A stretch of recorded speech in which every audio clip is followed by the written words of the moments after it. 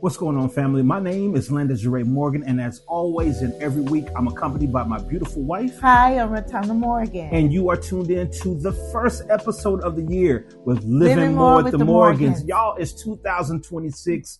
We're ringing in the new year, you guys, and thank you so much for tuning in. And thank you. Wherever you are right now, wherever you're watching us right now, we definitely appreciate it.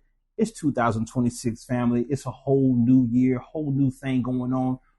Out with the old, in with the new. You know how we do it right here on Living More with the Morgans. Yes. And we're not settling for nothing less but God's best this year and ongoing. And so you guys, thank you so much again for tuning in. If you're new to Living More with the Morgans, ain't no thing.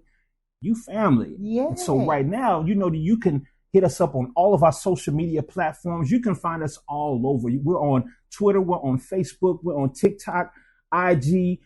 We even on Pinterest, baby. Hey now. We on Pinterest. Anywhere you can find us on social media, all you got to do is look up Living More with the Morgans or Live More Morgans as the handle. You can also find us at our website. You can find us at www.livingmorewiththemorgans.com. You guys, we all over everywhere. So you ain't got no excuse not to find Living More with the Morgans. And if watching is not your thing, or if you just don't have time, or you're at the job, or you're watching the kids or whatever, you can check out our podcasts all over the place. Anywhere you get your podcast, anywhere that you love to listen to your favorite podcast, you can find us on Pandora. You can find us on Spotify, YouTube Music. We're on Apple, everywhere. Oh, we're also on iHeart. I almost forgot. We're on iHeartRadio, you guys. So Living More with the Morgans. You ain't got no excuse but to tune in, watch, and be family with us, you guys. And so, again, it's 2026. It's looking festive, as always.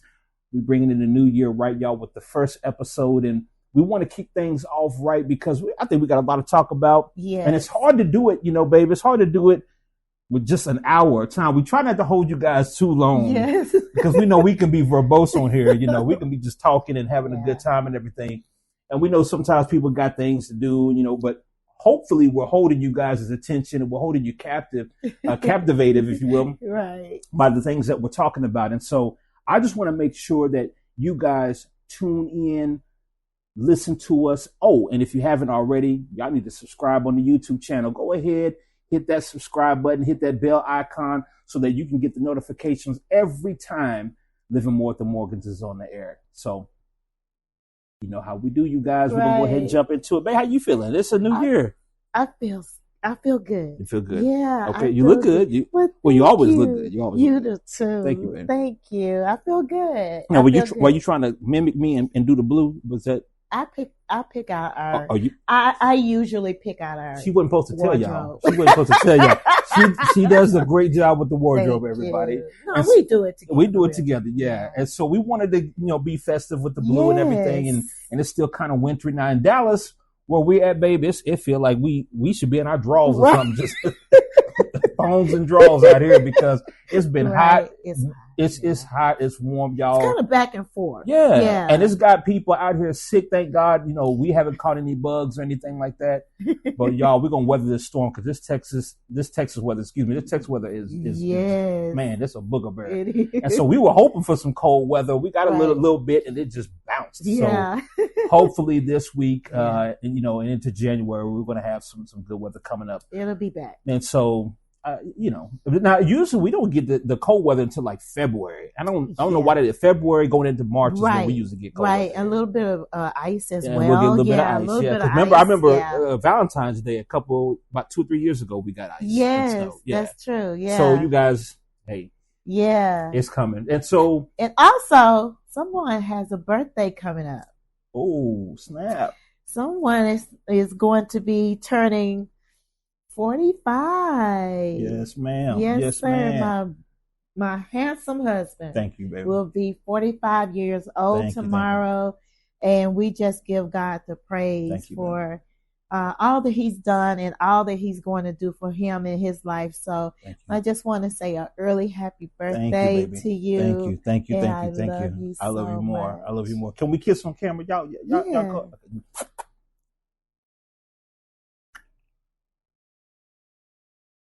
45. 45. Already. Thank you, baby. You're welcome. And so, you guys, I'm feeling good about that because, and such, since you bring that up, babe, she kind of threw me off with that, you guys. I wasn't expecting that. Man, turning 45, I mean, a whole new mind, a whole new mentality, whole new outlook on life. And I'll share with the people what I shared with you several months ago, that just in prayer with God, he was telling me, I'm not doing a new chapter in the same book. I'm doing a whole new chapter. A whole new book. And when he told me that, I was kind of confused, because I'm like, well, it's the same, same story. I'm the same person, right? And he's like, no. Even when Jacob became Israel, when Abram became Abraham, when Sarai became Sarah. Yeah. You dig what I'm saying? I do. Yes. If I remember correctly, even Jesus renamed Simon to Peter. Exactly right. You dig? Yes. And so when he told me, yo, this is a new book, I was blown away. I was blown away by it. And so I received that. I'm looking forward to it. And I don't know what 45 is going to bring. I hope it's going to be a whole bunch of great new things. I know you're going to be there. I know my family's going to be there. And I'm definitely looking forward to it. So thank you, man. You're welcome. Thank you. Welcome. And thank you guys. If you guys want to send in some comments or some messages or whatever on our Living More with the Morgans platforms, feel free to do so. I would definitely appreciate it. I will respond to all of them. I always do. Yes. I will, I definitely will respond. So thank you so much in advance. But y'all, we got to jump into this show because we got a whole lot going on today that we got to talk about, because we just closed out 2025. And babe, let's be honest, man, 2025 was raw. Yes, it was raw. 2025 was definitely an eye-opener. It was definitely challenging in probably every area, every facet you can name. Yes. And that's not, I'm not saying that, for pity. I'm not saying that because, oh, woe was me, or oh, woe was us. But I'm saying that because it's the truth. And if people would be very honest, there's a lot of people that we even know personally, right, that had a rough 2025 last year. Very rough. Yes. What are your thoughts on that? Same. A very eye-opening year for us. Mm-hmm. We have to be open and transparent. That's what Living More is about. It's about being open and honest and transparent to let people know that, every day is not going to be sunny. Mm-hmm. You're going to go through some ups. You're going to go through some downs. Us being people of faith, we know where our anchor is. Mm-hmm. But at the same time, yes, it was pretty tough. It was turbulent at times. And but we do what we usually do, or even the more this time. We dug our heels in and began to pray and fast and seek God's face and what he's doing in us, both of us, individually and collectively, where he's taking us in this new season.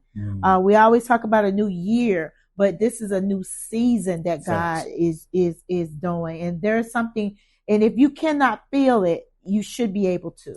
What is going on in the earth realm? You can feel what God is doing. There has been a significant shift. Yeah, absolutely. And babe, you jumped on something where you said something that I really want to jump on real quick, where you said, as people of faith. And I think sometimes people think that we're people of faith, we should be cruising. Yes. Right? We should be cruising. We got God in our lives. We're hearing from God, the Holy Spirit, so forth and so on. And that we should just cruise. But no, I'll be honest, I think we get stretched the most. We do. People of faith probably get picked on the most. We get stretched the most. Because of our faith, because of our confession that, we are believers in God and Christ. And it's like, okay, if you really a believer, if you really what that is, if you really about that life, then this life finna be lifing. Right. And it's going to come and test that faith. Absolutely. It's just like going through, from being a baby to a toddler and on and on and on. Mm-hmm. You're going to go through those changes. Mm-hmm. And the more you seek God, your relationship, like our relationship changes. Mm-hmm. Well, your relationship with God, it changes. Mm-hmm. You're no longer at that level or that stage that you were before. Now he's saying, okay, I'm going to take you up to the next level of understanding me, who I am, and understanding more who you are, who I created you to be. And it's so funny because I think even our outlook on the upcoming year changed. It did. Because of the stretching, because of the challenges that we went through in 2025. And I'll be honest, I think everybody goes into a new year optimistic, right? Right. You go in thinking, okay, I want to do this. I want to accomplish this. I'm going to set out to do this, and so forth and so on. And I think a lot of times, babe, it's really, just to be honest, family, it's a lot of hype. It's a lot of hype that kind of shapes our goals and our desires of what we want to go into. And so sometimes when it's based off of hype, we don't really plan. We don't really thoroughly strategize. Okay, how are these things going to be completed? How are we going to accomplish these certain things that we're setting out to do? Right. And so I think the swift kick in the teeth last year that I think many of us got, I know what it did for us is it made us have more realistic, God-directed alignment. There you go. So that the goals that we do set out for this year are attainable. Absolutely. Realistic and attainable. And, right. and people need to understand something. Your dreams and your desires, they are attainable.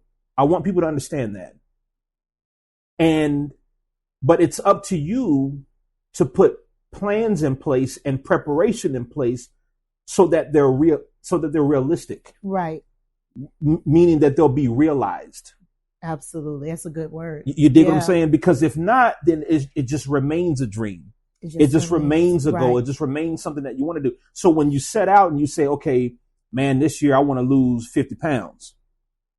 Okay, but if I go to your refrigerator right now and it's Haagen-Dazs and Bluebell and it's some Ho-Hos and Twinkies from 84 still in the cabinet, Not 84. Yeah.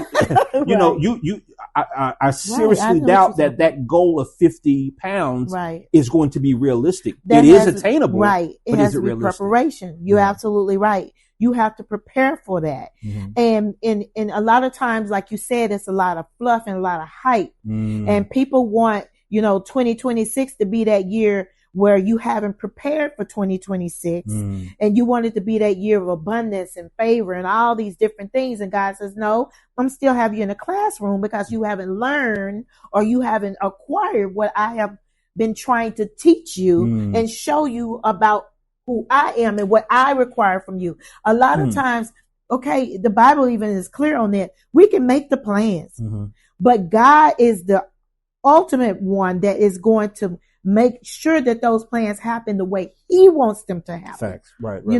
So I think sometimes, like you said, it's just we should be at a point in our lives and a stage, not everyone, but I'm talking about those that are seasoned, that you should be at a point in your life where it's no longer about hype.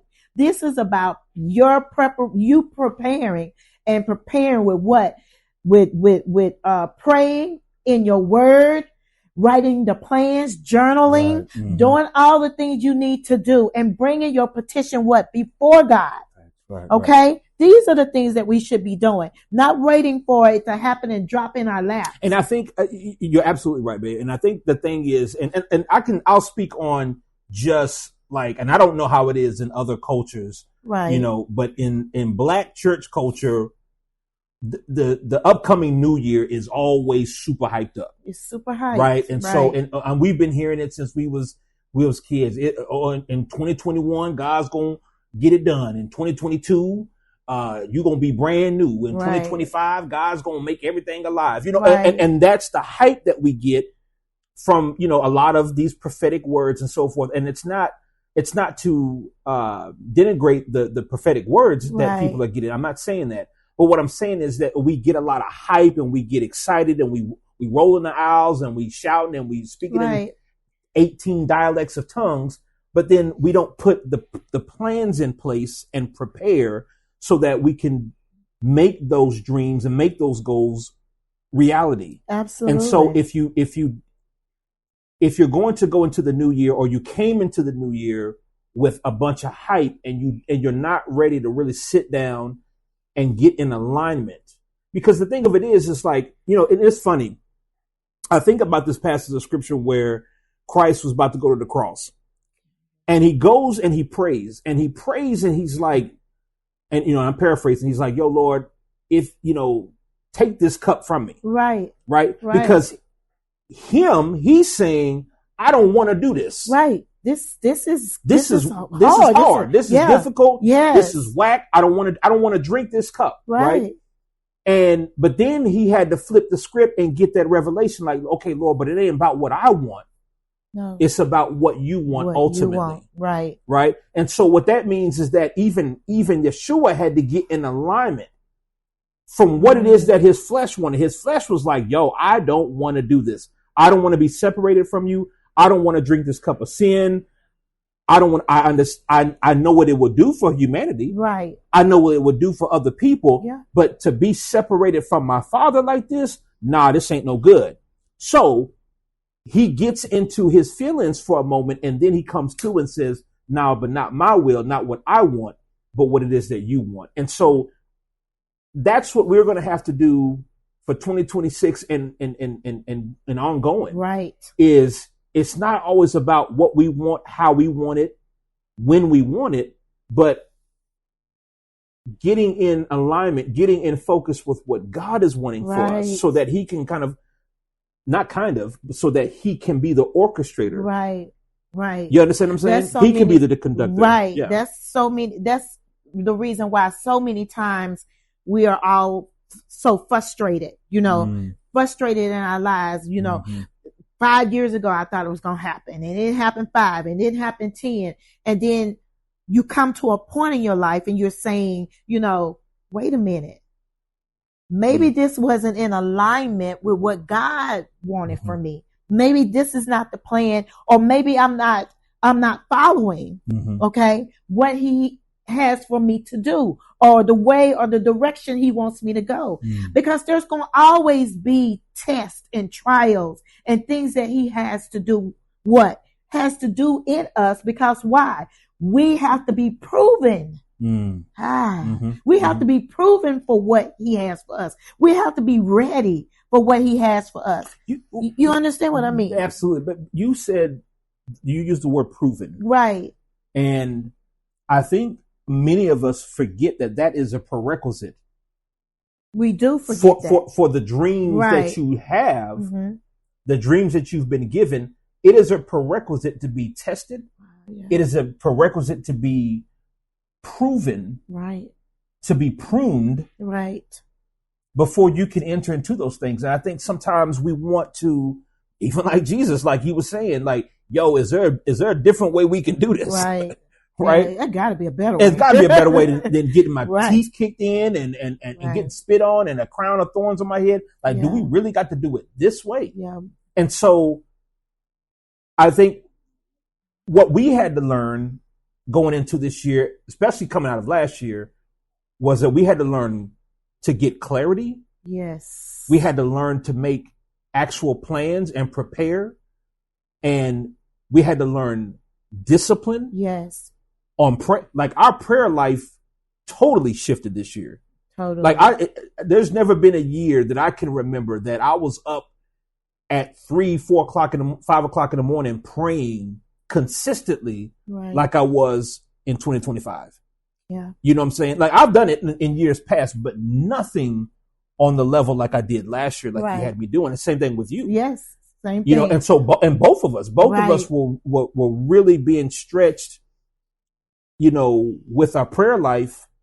And what did that take? That took discipline. It took discipline. And then along with that discipline, it also brought clarity. You got to bring obedience to it, because obedience is saying, okay, that alarm clock goes off, or he wakes you up at 4 o'clock in the morning, and you got to get up and do your thing at 4 o'clock in the morning. You have to, right? That's that obedience part, right? And so, go ahead. No, and so many, you know, when the wee hours of the morning, those are the best times anyway to seek God and seek his face and seek direction. Yes. Is it a sacrifice? Yes, it's a sacrifice. You don't feel like getting up, but when your Father says get up, you have to, right? You better get up. You have to cut away at this flesh. Your flesh can't tell you what to do. Right. You have to say, no, I have to get up. My Father needs to talk to me. Facts. My Father needs to tell me something. My Father needs to give me direction in something that I've been praying about. And what an honor. What an honor that the creator of everything you ever seen and will see is knocking on your door at 3, 4, 5 o'clock or whatever in the morning saying, I need to talk to you. Yes.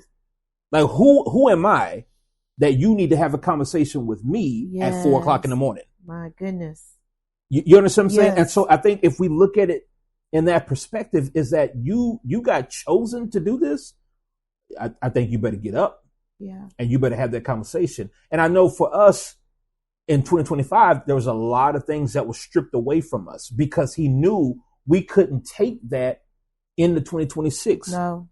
You understand what I'm saying? Yes. And so I believe he was saying, you guys, you're going to have to pack light. Yeah. And so you're going to have to remove some stuff from your suitcases that you probably would have taken to other destinations. You're not going to take that to this destination. Yeah. You're not going there with this. No. And so I know for us, God stripped away a lot of things that in years past we thought we needed. Right. There were certain relationships that we thought we needed, certain friendships that we thought we needed. And but here's the thing, I had to look at it, honey, that every movie has lead characters and a lead cast and supporting characters, supporting cast. Absolutely. Right? Mm-hmm. And in that story or in that movie, everybody doesn't play a lead role, and everybody doesn't make it to the end of the movie. That's true. Now it doesn't mean that your scene or your part in this scene wasn't significant, because apparently the film director needed you to be there. You understand what I'm saying? I do, right. And I may not have picked you to be in that scene, but he did. Right. And so if he picked you to be in that scene, you were for that scene at that time, and you were instrumental in something that it is that I needed for my movie, that he felt you need to play this part in, whether it's good or bad. That's right. Right? Yeah. But now that he has said, okay, they played their part, that scene is over, on to the next. That's right. I love you. Thank you. I'm finna go win this Oscar now and finish this movie. And you played up and you're part of the credits. That's right. You understand what I'm saying? Part of the credits. At the end of the day, your name and your role on the credits. is in the credits. Right. But the thing that I had to learn is that you're not a part of the next movie. No. Right. You understand what I'm saying? That takes maturity. Facts. It's not always easy when God says, no, their time in their role in this scene is over. Mm-hmm. It takes maturity, and it takes you. The word I want to use is not realizing or relying on your flesh to say, no, they got to stay. Mm-hmm, they have to stay, Right. No. When God says that time is up, that time is up, because they have a part to play in a role that he has for them. For them, right? Right. And for us as well, where we're going to next, there's other people that are going to come that are going to play a significant role in our lives, right? And we're going to play the same significant role in theirs. And I also want to say this to the family that's watching, right? There are some cast of characters that you selected. That's so true. You understand what I'm saying? Yes. You selected and you brought them in, and they rearranged your whole script and your whole movie because you allowed them to come in and do X, Y, Z. Right. And that's not the role God had for you, and that's not the person that God had for you. And so I 2025, we had to learn that. We had to take an assessment. Who's rocking with us for real? Right. right? Who genuinely rocks with us. Right. I have to be protective of that. I have to be protective of our peace. I have to be protective of our household, our safety, so forth and so on. So if I smell that you're not right, if and that's called discernment. Right. If I discern and if I can smell it in the water that you have ulterior motives, that you're not supposed to play this specific role in this scene. Yeah. You don't get the part. Right. You don't even make the audition. That's right. That's right. You understand what I'm saying? Yes. Because the destiny is more important than Kiki and he hucking with you as if you got a role in this, because you don't. Right. You understand what I'm saying? Right. And I think that's what we really had to buckle down and learn. And like you said, be mature enough to say, no, I love you, but I'm going to keep you here. Right. I love you, but that's cool. I saw some things in your character. I saw some things in how you treated us. Right. I saw some things in how you started to separate yourself. Right. And the thing about it is, it's not always them separating themselves or you separating yourself. No, it's not. A lot of times it's God elevating you to the point to where it's like, we use the metaphor about that rocket ship. Yes, that rocket ship. Now that rocket ship is anchored before it blasts off, right? And it has these awnings on it, if you will, that have anchored that rocket ship. But once that thing is ready to go into orbit, those things have to come off once it's blast off time. Absolutely. And so you were good for anchoring me. You were good for that time, and you were good for that specific reason. But now that it's time to blast off, if I'm seeing some things or some things are showing me that you're not to go into orbit with me, you're not to go to the next level with me, I can't fight that no more. Right. And there's years past that we fought that. Yeah. Because we're like, no, we love you and we love hard and we love people and we want to see people do good and we want you to come along and we've got plans for you and we want to be able to do this for you and so forth and so on. Right. And it's genuine. Yes. It's genuine that we want to do that for people. But if God is saying that person won't move an inch with you. Right. Or that person doesn't necessarily want what you want. Right. Or they're not willing to put in what it is that you're willing to put in. Or maybe God has heard conversations that they've had in other rooms about us that we weren't present to hear. You. Or about you. Right. Right? Right. And so there could be people in your life that are having conversations about you in rooms that you're not even aware of. Right. I would say that in this year, in this season, in this time, take the time to make sure that you have the right people around you. Mm-hmm. If you're going to do anything great for God or anything great in your life, you have to have the right pieces, the right players. Everyone has to fit. Everything has to fit for that particular role in that particular time that you're at. Mm-hmm. Make sure that you have the right people in your life. I'm not saying everyone is bad that was in our lives. We're not saying that, but we're saying that sometimes people are leeches. Sometimes people are there just for their role or their what they can get. What they can get. Mm-hmm. Sometimes their time with you is up. If you are still in the same place and nothing is changing, nothing is elevating, nothing is moving, and you're frustrated, check your environment. You understand? That's good. Check your environment. Okay? Check yourself as well. Right. Check your environment, because you cannot elevate. You cannot go any higher than where you are if you still have the same people that are around you that are not elevating too. Everybody, everyone. I said this to someone the other day. When I think it was one of our spiritual sons. When we go up, everyone around us has to go up. As we're going up, you have to go up too. Right?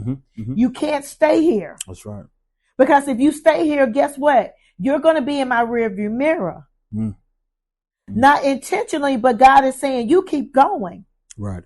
Because I know for a fact if you don't, people will become an anchor. And you can't get out of that position or that spot because they have anchored you. And they don't want to see you move. And some people ain't ready to move to the next level. Wow. And when they're not ready, they don't want you to be. And then they will start having conversations about, things that will keep you from going there.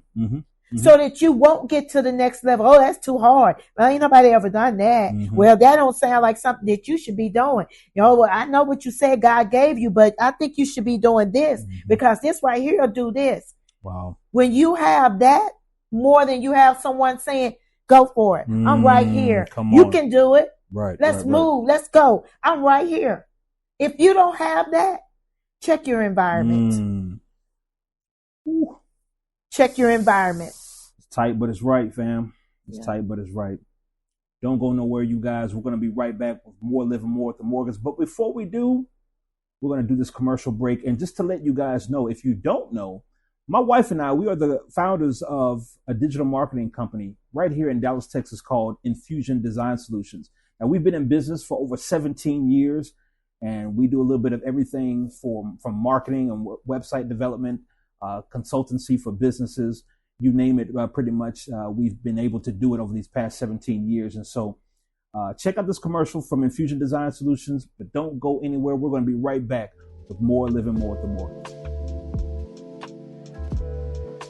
Hey, you guys, we're back with Living More with the Morgans. And like the commercial said, you can visit us online at www.infusion.com. That's NFUXION.com. And you can book and schedule a consultation. Now, you guys do not go into 2026, this brand new year, with an old mentality and not knowing, not getting counsel about how you can start your business or restructure your business. That's what we're here for. We can definitely help you guys. 17 years in the game, and we can definitely help you guys with that. So don't go any further with your business. If you got any questions or any doubts about anything, or you just need a game plan, you need to tighten your game plan and get in alignment and get some structure, definitely reach out to us and we can definitely help. Again, you can find us at www.infusion.com. And again, now we're back with Living More with the Morgans. And you guys, we've been having a good conversation about how we really had to shift some things and really let go of some things in 2025, entering into the new year, and how sometimes we go into New Year's with these hyped up goals and these hyped up, things that we want to do and we want to accomplish, but they could be attainable, but they're not necessarily realistic. And sometimes they're not realistic because we don't have realistic goals and steps and game plans in place, and we haven't aligned ourselves really with what God wants for our lives. And so we go after these kind of lofty things and things that we see other people going after, and we want to keep up with the Joneses and so forth. And that may not necessarily be what God has for us. And so when it's not, we end up becoming frustrated. We end up wanting to quit. And I want to share this because, after we came back from commercial break, with our business Infusion, we really want to talk about business in this segment. What's important to know about business and entrepreneurship is that you can seriously burn yourself out by being busy, but not productive and fruitful. Absolutely. And I think when you don't have a game plan in place, when you don't have processes in place, then you're going to be doing more of the same stuff that you've been doing in years past, but you'll stop and you'll start thinking that, I'm being productive, but because you're busy, right? Right. And if and you'll look up in 4 or 5 months, you're burnt out, you're tired, you're not profitable as you could be. Or some people who start out in business, by March, April, they want to quit. And they want to quit because, again, they don't have real process in place. They don't have real plans and real structure in place. And you need to get that. And it's funny because, babe, what a lot of believers do, particularly here in America, is they'll go to watch night service and they'll get, what the Lord is saying for the year, right? Mm-hmm. From the man or woman of God, right?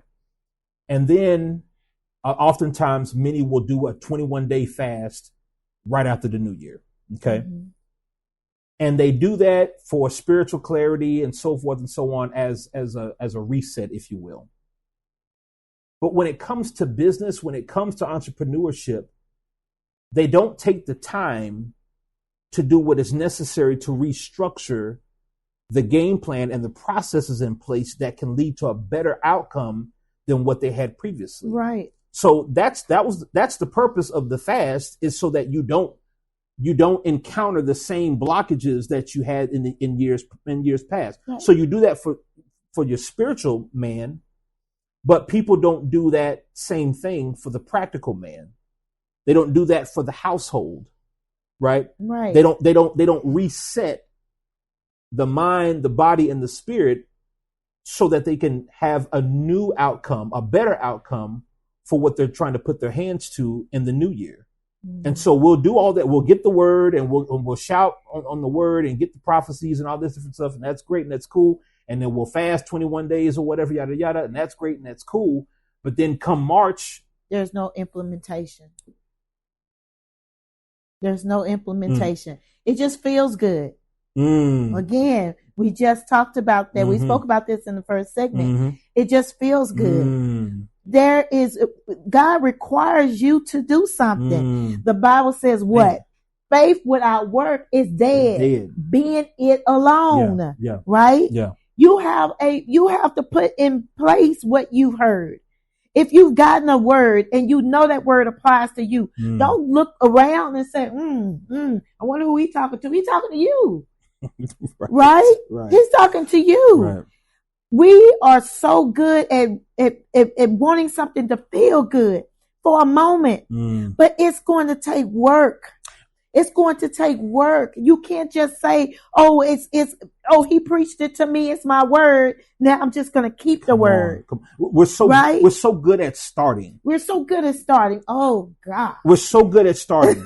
and this is the thing. And can we be raw? Yes, we can be raw because we're going into business, you guys. And this is what living more is about, right? Yes. It's about having more life. And the life that God really wants us to live, but we gotta get some things together, right? We gotta get some clarity. One of the main things is that we start good, right? Like I said, we get the word, we get the prophecies, we shout, and it feels good, and ooh, I'm on fire, right? And we're in the gym January 1st, and we're working it out. We start good, but then, when things don't go as we thought they would, or we're not getting the validation or the applause dies down. See, when you start, everybody's clapping for you. Oh, I'm starting my business, y'all. I'm going to finally start my book. I'm going to finally launch my this and this and this and this. And everybody's clapping and hand clapping for you. That's cool. But what happens is when you get in the middle of that thing and you get in the middle of the ocean or you get in the middle of the sea and it starts getting rocky and it starts getting turbulent, and the winds start beating that boat up, right? And that sun is beaming on you and it's hot. And the winds start whipping that boat. Now you're in the middle of this thing. And you've got no game plan. You didn't prepare setting out from shore on how you're going to either get to the other side or how you're even going to get back. So we start good. And unfortunately, and I got to say this, and I got to be real with this. A lot of times church excites us to start a thing. It motivates us to start a thing, but motivation is not enough. Motivation is not. And like you said, it's about implementation. The word talks about if a man puts his hand to the plow, and looks back, he's not fit for the kingdom. Not fit for it. Meaning that you did not count the cost. You did not do your due diligence on not just starting, but how are you going to sustain yourself and sustain this drive to get to the other side of this thing that you say that you want to get to. Right. And so again, we're good with the prophetic word. Oh, 2026, God's going to, get it in the mix. And we're good at that. But come April, May, And see, honey, we've seen this in our business. In our line of work and what we do, we've seen people who start out the year and they'll call us up. And fam, we got to be honest on here. We got to be honest on here. They'll call us up. Let me drink some. Yeah. They'll call us up and they'll say, oh, I want to do this. I want to do that. I want to do my website. I want to start my business. I want to jump out here and do this. I'm ready to go. And yada, yada, yada. And we'll get the phone calls and, oh, I got my tax refund coming and yada, yada. And what they typically do is they put the cart before the horse. So that's why even when we came back from commercial break, I was saying, you guys get some wise counsel. Get some counsel from some people who have done it. Right. We've done it for 17 years. 17. So get some counsel from some people that can give you the steps that you need to take and that you need to implement so that come March, April, May, you're not sitting there burnt out asking yourself, well, why isn't this working? I got my website. I got my logo. Why ain't nobody buying my products? Why ain't nobody doing this? Why isn't this happening? And we need to have some serious, deep conversations about that and about structure and order. Because again, like we said in the last segment, it's the thing that you're wanting to do. It's a dream and it's great. And it's something that maybe God has given you, but God expects you to get structure and order and infrastructure in place so that thing can become realistic and attainable. Right. Absolutely. Absolutely. And you have to, and that's just a great point right there. You have to, and make sure that this is something that you're supposed to be doing. You know, we're so, I'm going to go there. We're so about copycat, being a copycat. Oh, so-and-so put a book out. I don't put a book out. I'm 22. I know everything about life. You know nothing. Right. You can't tell a 70-year-old something and you're 22 and you got a life book out, or you're a life coach. You're 22. You're a life coach. I'm not saying you are not a life coach. Maybe for your age group, maybe.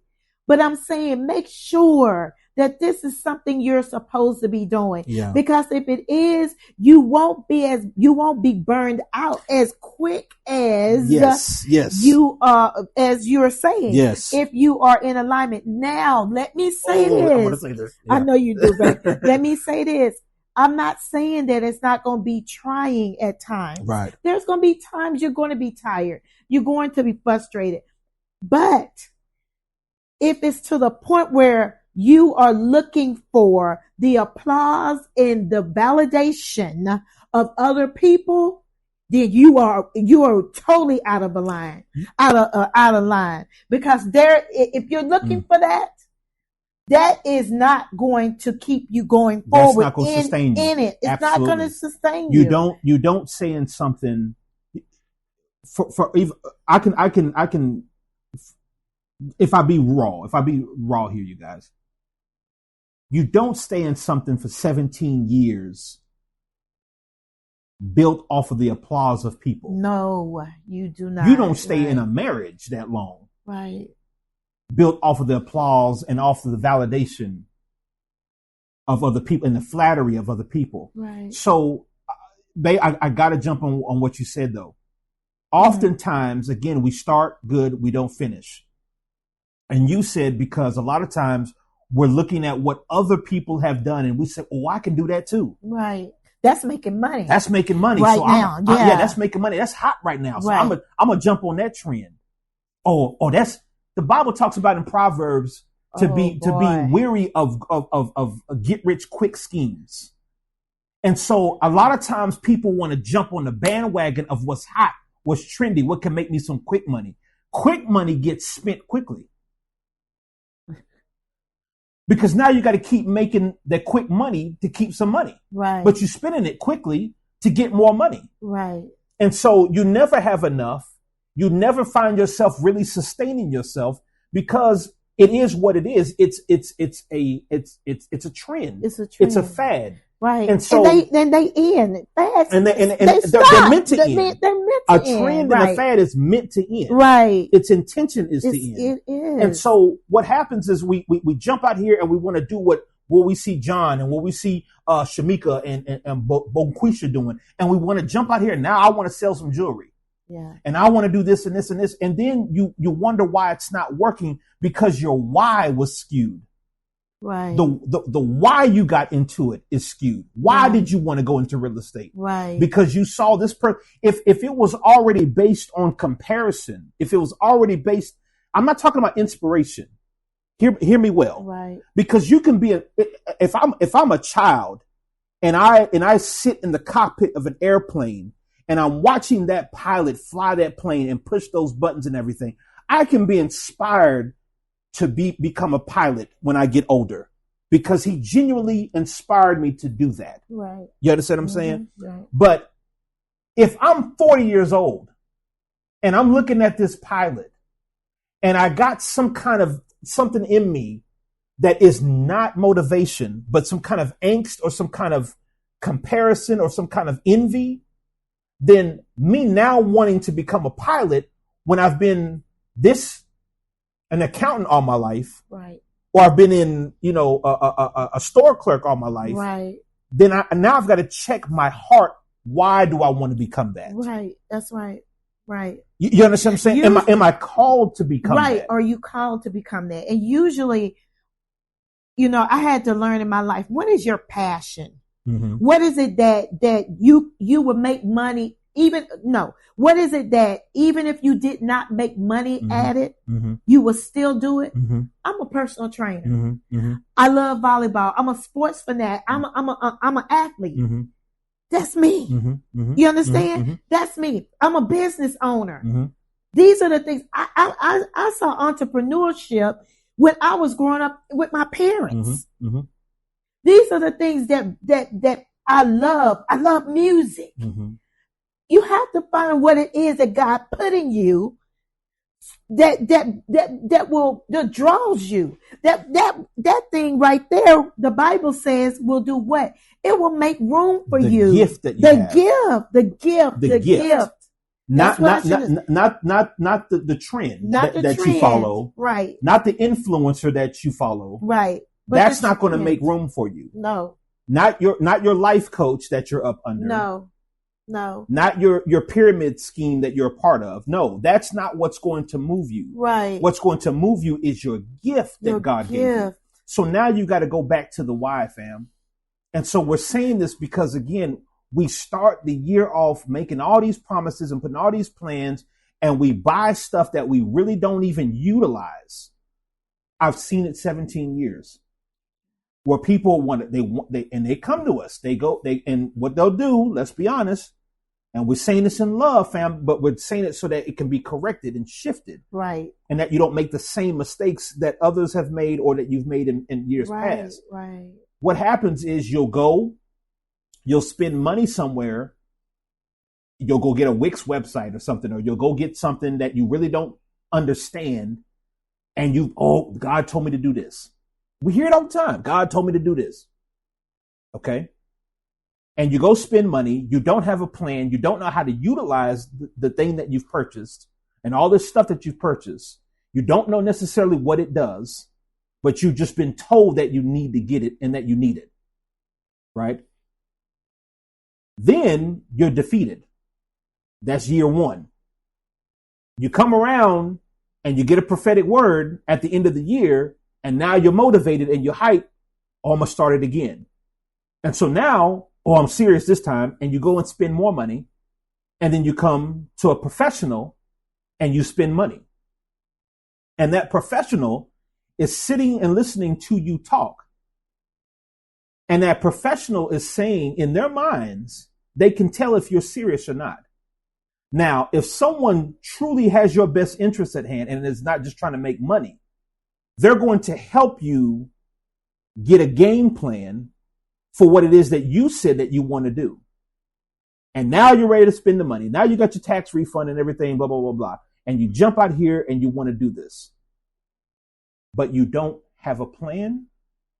You don't know how you're going to sustain yourself. You don't even know the market that you're supposed to be selling your product or your service to. You haven't researched anything. You have no data on your demographics, who your target market is, who your target audience is. You have none of that information. You know nothing about SEO. search engine optimization. You know none of these things. But then you'll start in January and then you'll get to April. And now when we look up in April and May, we're asking the question, what happened to the business? What happened to the website? Why is the website no longer functioning? Why is it no longer online? What happened to what it is that you were doing? What happened to what you said God told you to do? Oh, well, God told us to pivot and go this way. God told me to go in another direction. So I didn't know God was so schizophrenic. Right. So now God starts, he doesn't finish what he starts. Bipolar. Right.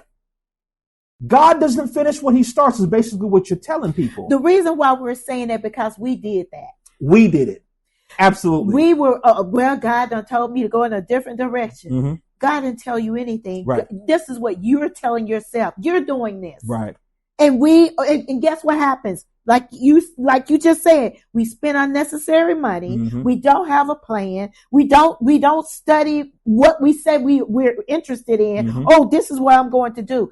Okay. Have you looked at some experts, what they did or how they've done it? Right. If there is a blueprint. Mm-hmm. If you haven't done that, then guess what? You're going to be spending money, wasting time. Mm. And then when you get to the professionals, we've done it 17 years. Mm-hmm. So we're the professionals. Mm-hmm. And you get to us. Oh man, I didn't know it was going to cost that much. Mm-hmm. Oh, right. Oh my God. Did you think it was going to be cheaper going to a professional? Let me see. Right. Go ahead and send it over. Right. You know, send a proposal. You send a proposal. Next thing you know, I ain't heard from him. You look up there on TV somewhere over in Italy. Right. Yeah, and with a hat on like this. Right, hiding. Right.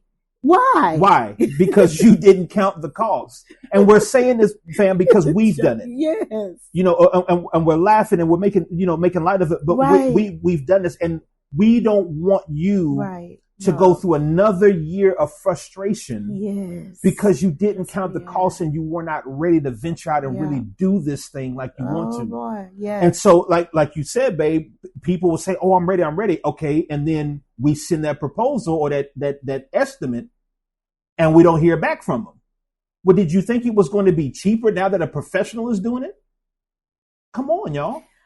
With anything, research. If you want to understand a graphic designer and a web developer and a web designer, go research. Go look at this. It's not an easy task if you don't know anything about it. It's like being a doctor, you're a plumber, but you're trying to understand what a doctor does. Right.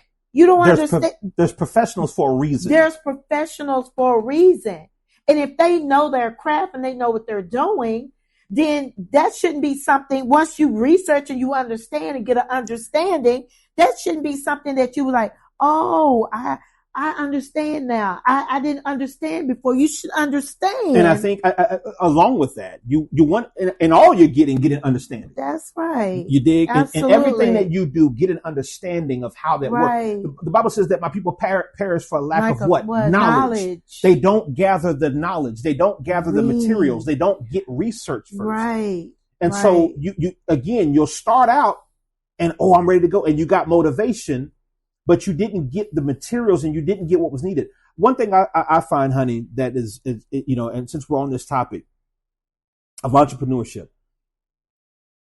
too many people are launching out too early, too quickly. Yeah. I think about, in scripture when God had Moses kind of practicing in the wilderness, in the backside of the wilderness. He did, yeah. Right? Mm-hmm. And so before you go to Pharaoh in Egypt has sorcerers that have been doing this for eons. Them cats in Egypt wasn't playing. They knew witchcraft, sorcery, all that stuff backwards and forwards. So you can't come in there, oh, well, I'm Moses and I got my stick and I'm ready to do what the Lord let my people go. They will run you up, smooth up out of there. Right. And roll your head to you. Right. You understand what I'm saying? Right. So what people have to understand is that when you launch out too quickly without information, without knowing your craft, you want to make quick money or you're You've got this mindset that, I can do what I see them doing. And that person's been in the game 15, 20 plus 30 years. And you're thinking, I can go out there and do that. I can do graphic design. Canva. Not the same. It's not the same. It's not the same. I know AI. I know how to write a prompt in Chat GPT. Not the same. So I'm a graphic designer now. No, family, no. And we're not saying this to hate. People think, don't you? No, it's not about hating. It's about seeing you not fail. It's about someone loving us enough to prepare us before we get into something that we haven't counted the cost in. I wish somebody would have done that with me 15, 20 years ago. Yeah. To say, hey, young blood, slow down. You don't know enough of this yet. I know you want to go to Egypt, and I know you want to let your people go, and you want to tell Pharaoh this and this and this and this, but you haven't practiced putting your leprous hand in your cloak and pulling it out. Ooh, that's so good. You haven't practiced throwing your staff down on the ground and it turning into a serpent. You haven't practiced that enough. Oh, that's so good. So you go before Pharaoh and his dudes. They know that stuff backwards and forwards. Right. Actually, the scripture shows them mimicking and doing the same thing Moses came in there with. Yeah. And I'm sure Moses went back kind of defeated, saying, well, Lord, I did all this and they knew this almost like I did.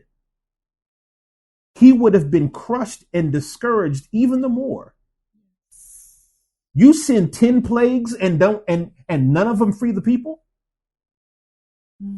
So you think discouragement didn't set in? Absolutely it did. After the first one, discouragement, I'm sure he went back to God and said, now hold up, God, I did what you told me to do. You said he was going to let the people go. And the first plague didn't do nothing. Right.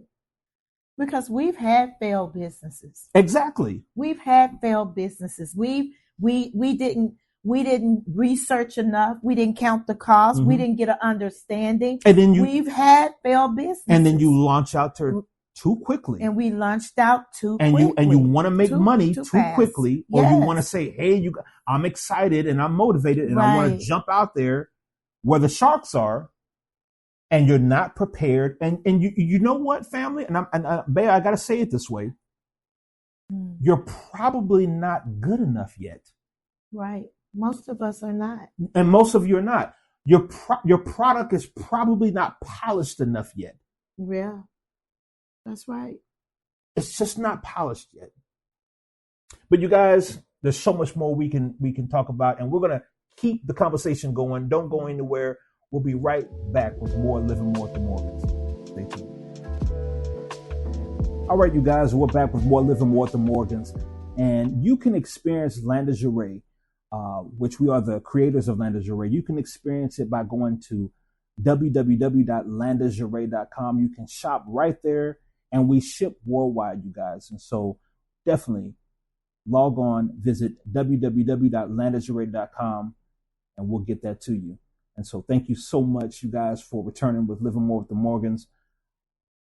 We have been having an exceptional conversation today, and I think it's one that is important. We got a little bit fired up because, we're passionate really for the betterment of people. Yes. And we don't want to see people fall into the same mistakes that we've fallen into in years past. Right. And we were talking about, in the last segment, we were talking about business and how so often people will jump into something that they're not necessarily prepared for. Right. And you get the hype, you get all the motivation, you get the word, you get the prophetic word and everything. But I think what people don't understand when it comes to prophecy, true prophecy has not only times and seasons that go with that prophetic word, but it has things that you need to do. That's right. And it's not so much about the destination or the thing that you're going to do within that prophecy.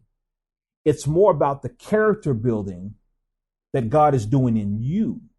God, think about Moses. Moses was a changed man. You have to think about it.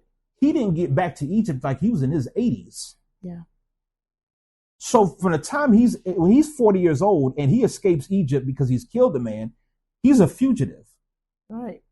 And he don't really understand or know God like that. Right. So God is now dealing with his character. He's dealing with, the shame of his past. He's dealing with all these different things. He's saying, oh, I'm a stutterer and I don't know how to talk and all these different things. Right. And that's a whole nother conversation in itself. Right.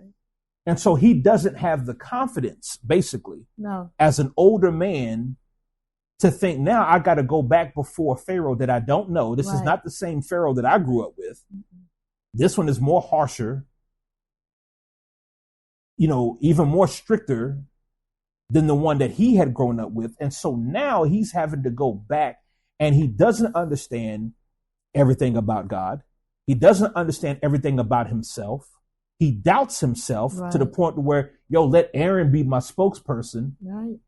He has to go into training. You understand? So God has to put him through this character training. Right. In order for him to really get out the prophecy that you're going to be the deliverer. The prophecy had already been spoken long before he was even born.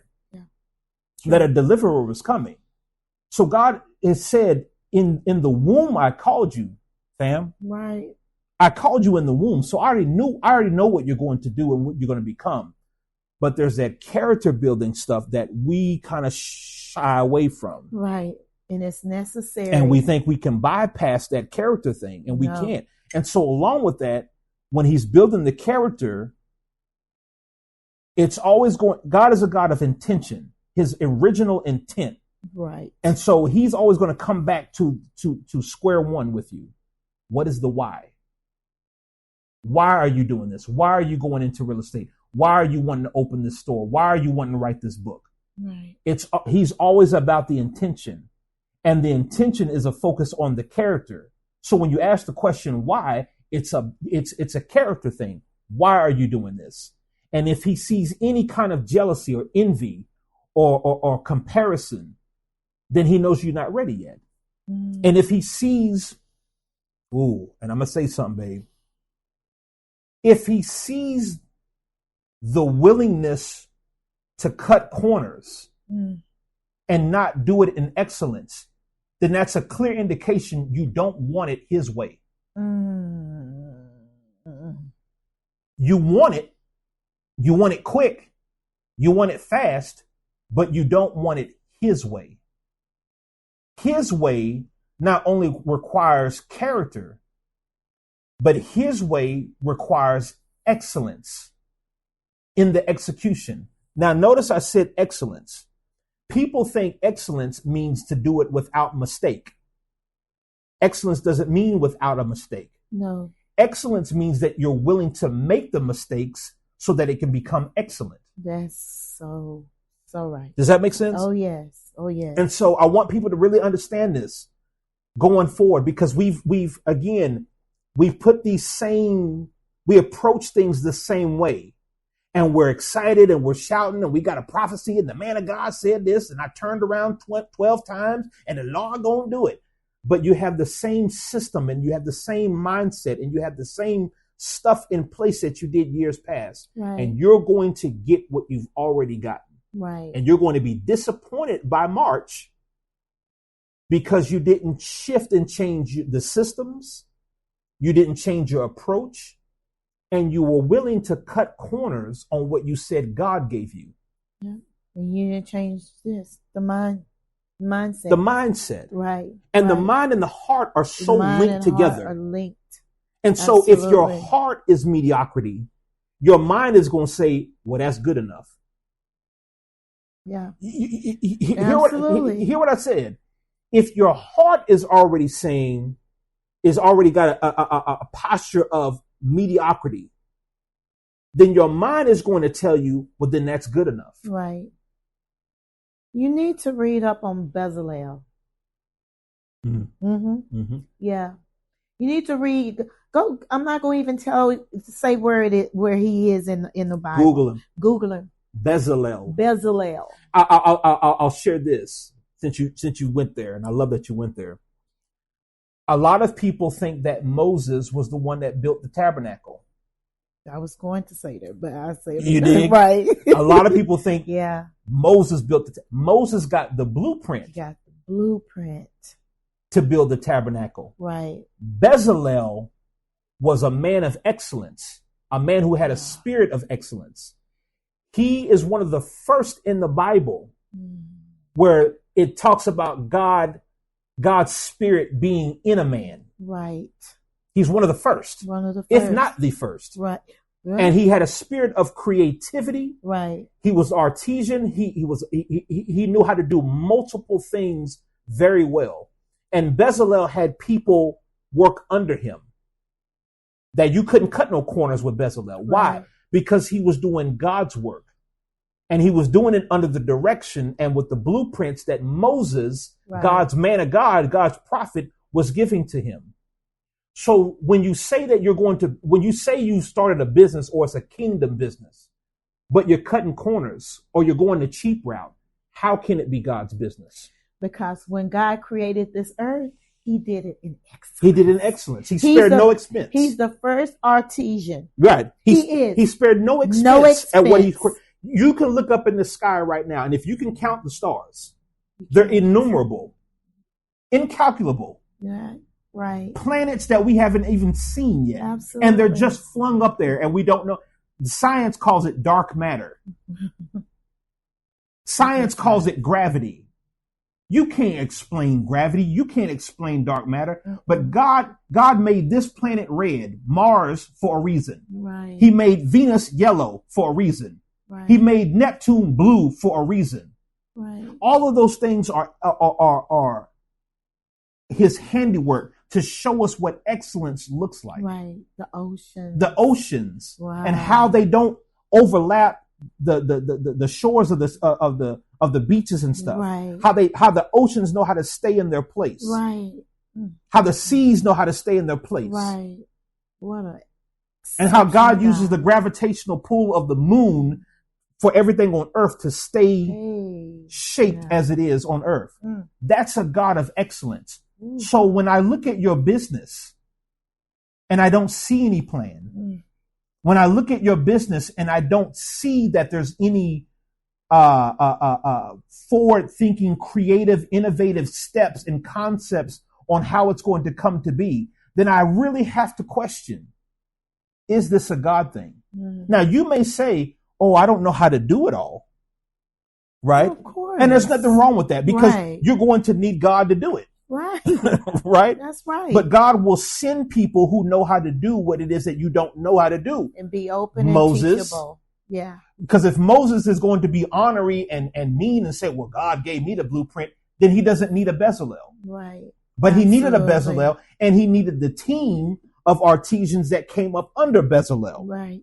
Absolutely. You understand what I'm saying? Yes, and it takes humility yes. from Moses to know I need these young brothers that know what they're doing, have been in the game a little bit with how they know how to design and craft things. I need to go to some brothers who know how to do this. Right. But if Moses is so stubborn, I'm the man of God. Right. I'm the prophet of God. God gave it to me. If you're going to have that mentality about ministry, about business, about marriage, about anything where nobody can come and tell you or assist you in what it is that you say God told you to do or God has for you, you're going to be up the creek. Right. You're going to fail. You're going to fail. In anything. And that's why we're so passionate about what we're talking about with this, is because we don't want to fail and we don't want to see other people fail. No. We don't want to see you fail. No. And so who loves us enough in our communities to talk like this, to give it to us straight like this? No, you're going to go to these motivational speaking places. You're going to go into these gurus. You're going to go to YouTube, and type in all the stuff that you want. And nobody's going to tell you the real deal truth about what it is that you're not doing that is stunning your growth and stunning you from getting to the position that you want to get to and that you could get to. Absolutely. And in 2026, we have to be intentional. You understand? Mm-hmm. We have to be intentional about what it is that we're supposed to be doing. We have to be intentional about the people that are in our lives. We have to be intentional about how we have literally looked at ourselves in areas that we need to look at, some changes, some upgrades that we need to do with ourselves, in ourselves. So we have to be intentional. God is not going to drop it in our laps. If we're not ready, we're not intentional, and we're not serious about it. Again, he starts with what? You first, us first. So once he starts there, you have to begin to do what?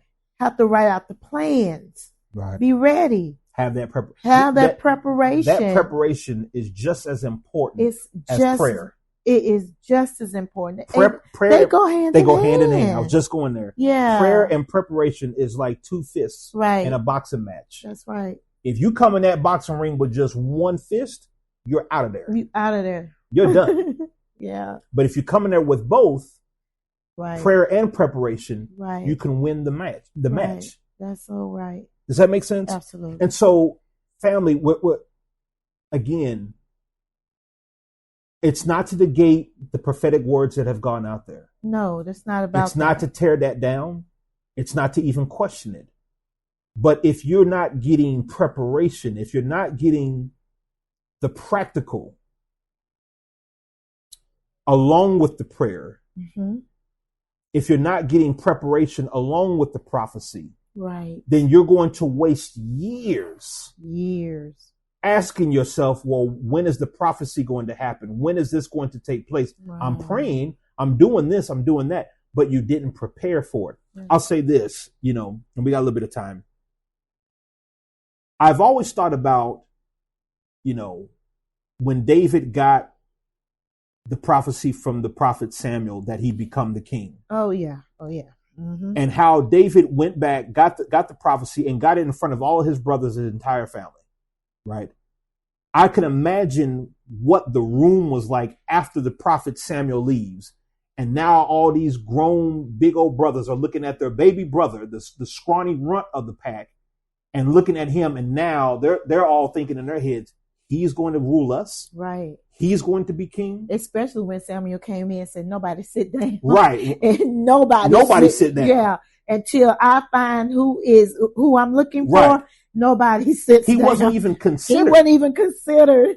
And so Jesse had to say, oh, I got one more, but he's out there in the field somewhere. Surely you ain't talking about him. Samuel was like, yo, go get him. And when you go get him, nobody sit down until he gets here. There you go. When he arrives and the oil falls on his head, Samuel's like, yo, this the dude. This the one. But what gets me about that, David now has to go back to shoveling sheep doo-doo with a prophecy that he's going to be the next king of Israel on his life. How do you go back to shoveling sheep doo-doo and tending sheep? Right. And killing wild animals. To protect the sheep. Right. When you got this calling on your life to be king. Right. Okay. That's one thing. But one thing I find that he does is that when his dad tells him, yo, go down there to your brothers, check on them, see how they doing with the Israelite army and everything, blah, blah, blah. Right. How they doing. Yeah. Knowing they ain't doing good. Knowing ain't nothing going good or they ain't doing nothing. No. Goliath is clowning. The Philistines are straight clowning these guys. Right. Yeah. David goes there. He's obedient.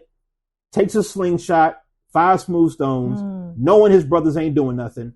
And he goes there, and I think sometimes, and people don't paint this story like this, but I kind of read the meat between the lines. Right. My thinking is he overheard the people talking about what they would get or what the man would get if they were the one that would slay Goliath. He overhears them talking.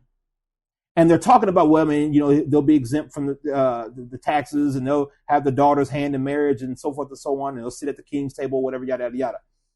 David overhears this. But what I love what he does is he goes back and he asks the question, what will be done for the man that will slay this uncircumcised Philistine? And then they tell him. Now, he's a boy. these dudes that are 2-3 times older than him in the Israelite army are running from the guy that David is running towards to kill. But David had to know what will be done for the guy who takes this dude out. Now, David's already thinking, I'm going to take this cat smooth up out of here. But what's the incentive? What do I get? What does my family get if I take him out? And I think, this is just me, this is my opinion, I think David was looking at, how do I get in the palace? How do I get it? Because that was one of the incentives. That was one of the prizes that the man would get. Remember, David has the prophecy of becoming the next king. Right. So David wants to understand protocol. David wants to understand, how does a king operate? What does that palace look like? How do his men function? How does this and this and this and this? So I think David already was planning and preparing way ahead of time before he would become king. When he got the prophecy, he was already thinking in his head, now, if I can get in this palace, I can at least know what is going on. I can at least get a glimpse of what my future is going to be. Does that make sense? Yes. You put it together so excellent. I love that, how you came up to preparation. He was preparing. Thank you. And I think that's what preparation is about, is that when you get that word, what are you going to do next? Right. With the thing that you've been promised or that has been spoken to you? What things are you putting in place? What things? And see, David's got to go out of his comfort zone. I also think about like this. The prize, one of the prizes he would get would be the daughter's hand in marriage. Right. David's a boy. He's probably about 15 or 16. That's what some scholars say, that David's about 15, 16 years old. He's a teenager. If he's getting the daughter's King Saul's daughter's hand in marriage, how old is the daughter? Is the daughter younger than David? And if so, and I know that in Jewish culture, women were given away in marriage early and on and everything. But I think about that, babe. I really do. How old was Saul's daughter that she would be given away in marriage to a 16-year-old? Because here's the thing. Saul's not thinking that a 16-year-old is going to come and wife up his daughter. Right. He's thinking a grown man in his Israeli army is going to be the one that's going to take out Goliath. So my guesstimation of that is his daughter is a grown woman, or at least older than David, because that woman is going to be given in marriage to a grown man from the Israeli army. Yeah, that's good. He's not knowing or thinking a 16-year-old is going to come out and take out Goliath. Right. So David was preparing and looking ahead. He's already looking ahead. Right. Once Saul did the anointing. Right. Right. Or Samuel did. Samuel did the anointing. He was already preparing. He's already looking at, okay, who my wife gonna be? Right. And I'm gonna sit at the king's table. Right. And she fine, but my family is gonna be exempt from taxes. So my daddy Jesse, he already broke and poor. We already poor. We ain't got to go through more of this. He's already looking at what will what's the benefit? Right. Right? Yeah. Because if yes, I want to kill Goliath, but if I'm asking the question, what will be done for the man that will take him out? I'm thinking about that prophetic word that I have over my life. That's right. That's right. Right. And that's what preparation is that when it's truly from God, you're going to think in your mind, Lord, what steps do I need to take? Who do I need to meet with? Who do I need to link up with? Now, if I see y'all over here, y'all smoking weed and y'all in the club popping your fingers and all this different stuff, but the Lord told me I'm going to be a multi-millionaire and billionaire in my business over here, then why I'm at the club popping my fingers and smoking weed with y'all? Right. Your environment. It's your environment. You have to. So am I preparing myself? Right. You have to. And again, that takes a hard look at yourself, right? You have to look at yourself. You still hanging. I remember this. I'm gonna say this. I know you. I know what I'm talking about. I know where you're going. I was probably about. I think I was maybe 38. Okay. 35, 38. No. How was I? No, because this was before you met me. It was before I met you. So I met you. I was 35 when I met you, right? Yeah, we were probably about 32 years old. I remember. I think me and my friend, we decided to go to this club. We wanted to go and dance and stuff. We didn't drink, so it wasn't none of that. But we wanted to go and dance and everything. And when we got there, twerking. No, we weren't twerking. You were twerking? No, it wasn't none of that. No. But we wanted to go and dance. And I ended up seeing this young man. Well, he was older. This guy that was there, and I was like, I walked up to him. I said, I think I know you. And he said, you do? I said, yeah. Didn't you used to go to this club? Blah, blah, blah. He said, yeah. I said, how long you been in the club? He said, I've been going to the club about 30, 40 years. I said, what? You should own it by now. I looked at him and he was an older dude. And then it's literally like when I was standing there talking to him, it's literally like the Lord did this. Now, what are you doing here? Did you hear how old he was? Right. Did you hear how old he was, how long he been here? Why are you still here? Wow. If I'm going to do anything for you, why are you still in the same spot, same position, doing the same stuff? With the same folk. Why? So we have to be able to, if we want what God has for us, we have to prepare ourselves. And that's going to be what God gave me last year, that hard pivot, right? That hard pivot. That means I have to stop this right now and move into what he has for me. Whew, that's good, man. Oh, that's good. That's just like true. You said, that you got to make that hard pivot. You have to and really look at what ain't working, what is not working. We had to make, and we had to do hard pivot. Yes, with ourselves, right? With the systems that we had in place, absolutely, that were no longer working. It wasn't working. We had to restructure. Right. We had to identify, okay, this is not working. How we had this structured. How we were doing this in our business, how we were doing this in our marriage or our relationship. Yes. This is not working. This is not getting us to the outcome that we foresee. Right. And so we had to make the tough decisions. I recently sent out an email to our clients.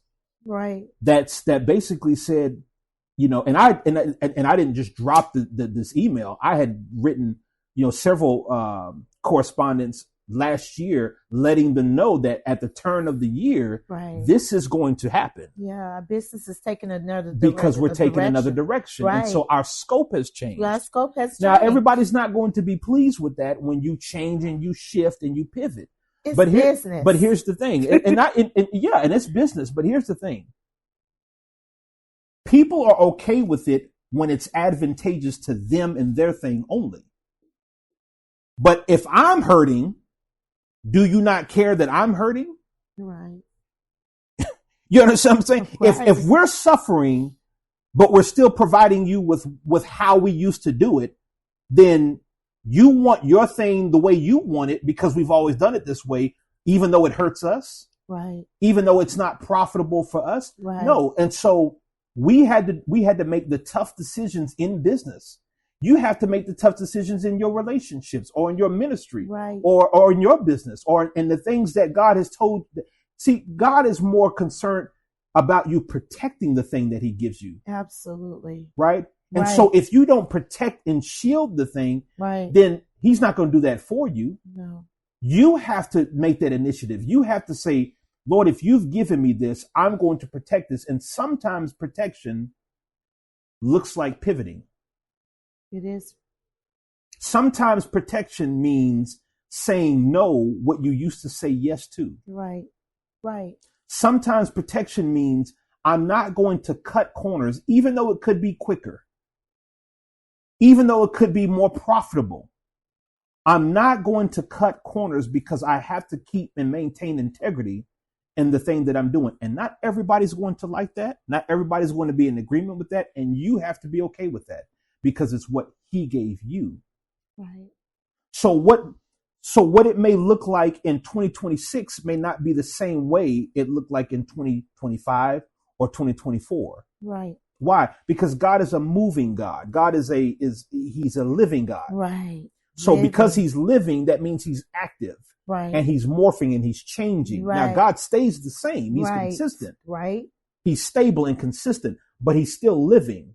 That plant is still growing, branches and budding in different ways, but it's still rooted. It's still that plant. That apple tree is not going to morph into an orange tree. It's still going to stay an apple tree, but it's going to branch out and it's going to, grow. And so when you're growing, sometimes people may not like what you're growing into, but as long as you're staying consistent, as long as you're staying true to what God told you to do and what he put in you to do, then you're going to be fine. Right. But family, we're saying this and sharing this because we don't want people making the same mistakes. It's a new year and it's a new time. Yes. And in my personal podcast, The Lounge with Landis Ray Morgan, I'm going to talk about some things that God has really put on my heart for 2026. And everything is not peaches and cream, fam. Everything is not rosy and everything is not, it's going to be great. And I hear in my spirit and what the Lord has told me that it's going to be a year where things are going to be awesome and awful at the same time. It's going to be terrific and it's going to be terrible all at the same time. And so we need to prepare for that. And we need to have an understanding of how do we navigate through that. And my wife and I were having to do the same thing as we speak. We're not telling you something that we don't live. We're not telling you something that we didn't have to change and take a good look in the mirror. We've had to restructure our finances. Yes. We've had to sit down with our finances, with our businesses and say, okay, this didn't work. This is not working. We did not steward this well. When this came in, we did not do well with this. We did not do what we should have done with this. Right. And so now we're having to clean up some stuff that we probably should have taken care of. No, that we should have taken care of a long time ago. But now when you know better, you do better. You do better. And so, fam, even in our marriage, especially in our marriage. This here is way more important than any business, any outside relationships, even immediate family relationships. Right. This right here is the cornerstone. That's right. This right here is what God holds us really accountable for. That's because right. We said I do to each other. That's right. This is covenant. Business ain't covenant. Business is an assignment. That's right. But this is covenant. And so you guys, we share this as we go into a new year, that we want you to be optimistic. We want you to be excited. We want you to look forward to what's going to take place in the year. But we also want you to get an understanding that doing the same thing over and over again and expecting different results, that's insanity. And ain't none of us insane. But if we keep doing the same things over and over, then that's disobedience. That's being undisciplined. And I believe that we're better than that. We are. And we are better than that. So there's a lot of things that are in store for all of us in 2026. I believe more health, more life, more love, and more to explore, like we always say.